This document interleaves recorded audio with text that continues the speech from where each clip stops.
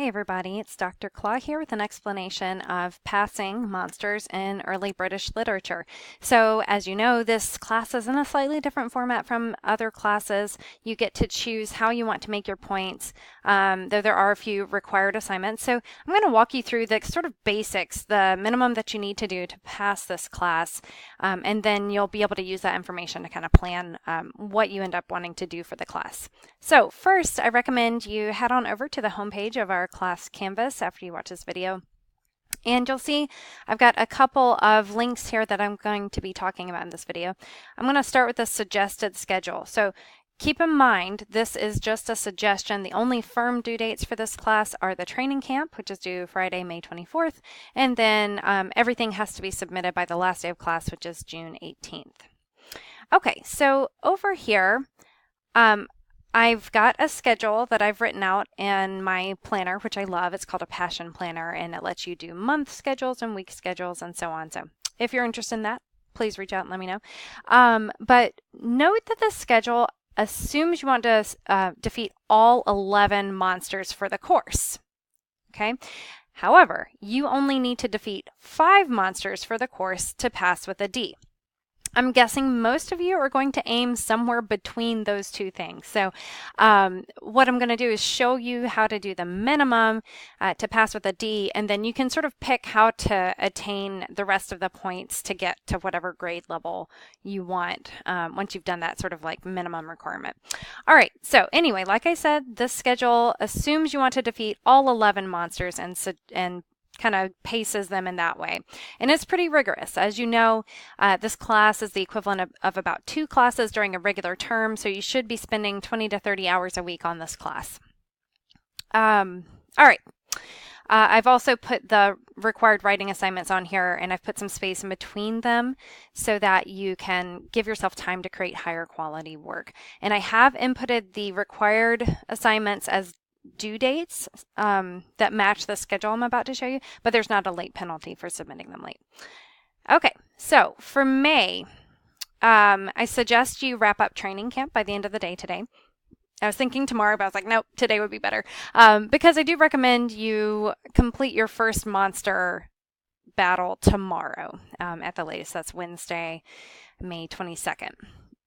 You do not need to take my son to the 18-month appointment at his pediatrician, so you can ignore that. But then you'll see on Friday, training camp is officially due, and I suggest you turn in the analytical paragraph on that day as well. And if you haven't already done so, your work for Monster 2. Again, remember this is an accelerated pace, assuming you want to defeat all 11 monsters. Obviously, if you're only doing 5 monsters, you can certainly cut down the number of monsters that are on the schedule. We do not have class on the 27th, so you are not expected to do any work for the class or interact on Yellow Dig or anything like that. I suggest you turn in your close reading paper rough draft on the 28th. If you're going to do a rough draft for that, you only have to do one of 2 optional rough drafts. So you can do a rough draft for the close reading paper. You can do a rough draft for the comparative paper, but you don't have to do one for both. However, this is one of those moments where you can kind of get optional points, like, so you can do the required minimum, but you can also write a second draft for the paper, for both papers, and then you've got an extra 20,000 points. So just keep an eye out for things like that you maybe were going to do anyway, like if you're already going to write a draft anyway. Okay, and then you'll see Monster 3 coming up on the 29th, and I suggest you turn in the close reading final draft by the end of May. Now, the second image I could not get to rotate properly. I don't know why. I didn't have trouble with May. So June is kind of wonky, but you might want to just download the image, and you can certainly copy your dates over. So mostly in the first week of June, I'm suggesting you work on your monsters. So those are the assignments that there's multiples of each type of assignment for each monster, and I'll go through that when we talk about points.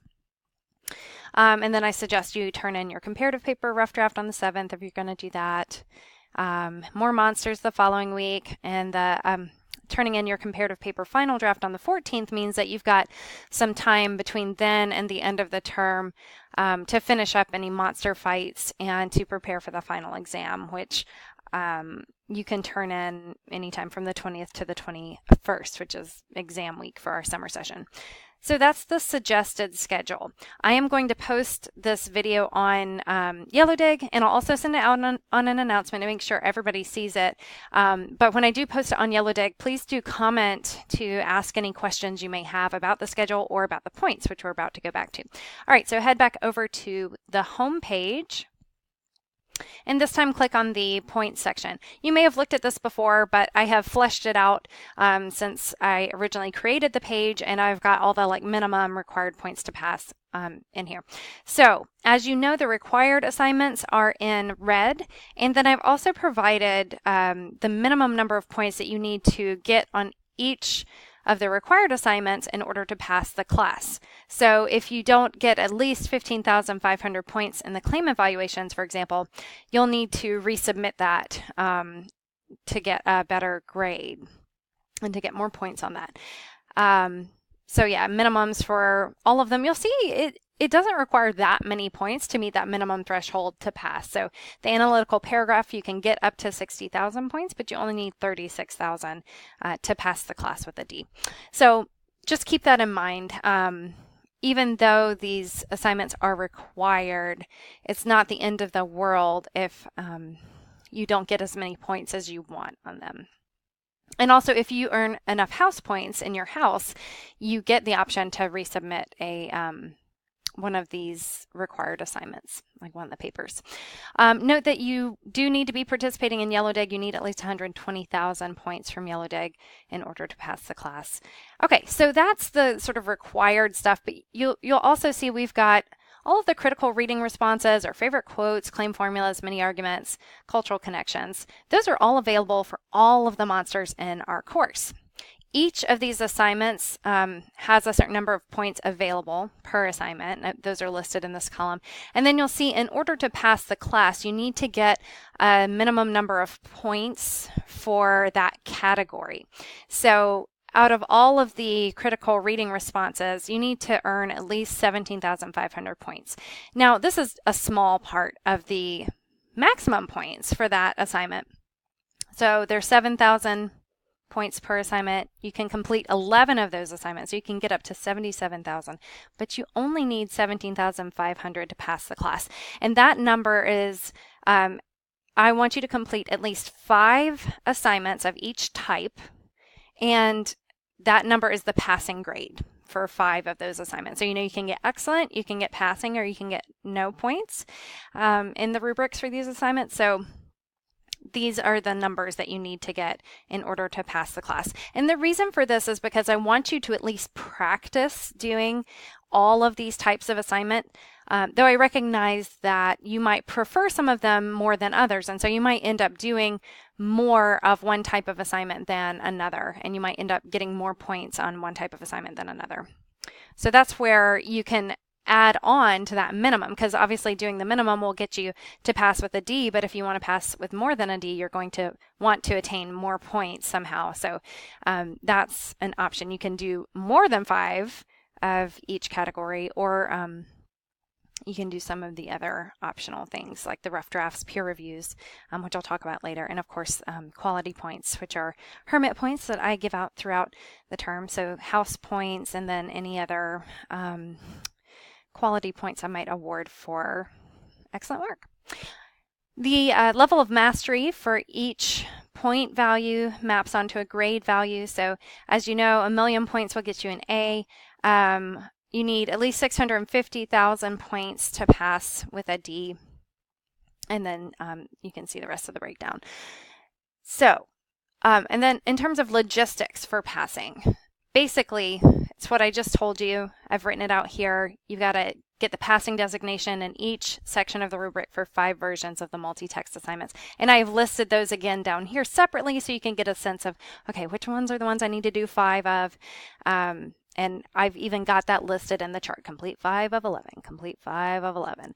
So hopefully this is going to be pretty clear to you. And then you'll need the minimum points for each required assignments, which I went through. And then you'll need to defeat 5 monsters with a stunned badge or higher. So those are the 3 requirements for passing the class. Meet those minimum points I've established for the required texts or required assignments. Meet the passing designations for 5 of the multi-text assignments that are listed in this chart. You'll see the number of points you need. And then attain a stunned badge for 5 monsters. Now, what is this badge thing? Basically, the badges are just an acknowledgement that you've attained a kind of minimum threshold, and you'll find that when you finish training camp, and I've graded your training camp stuff, you'll get a little badge that says you've completed training camp. So the stunned badge is, again, that minimum threshold, and it indicates that you've read the reading guide for the text and that you've attained the passing category or higher on all of the assignments in the monster module.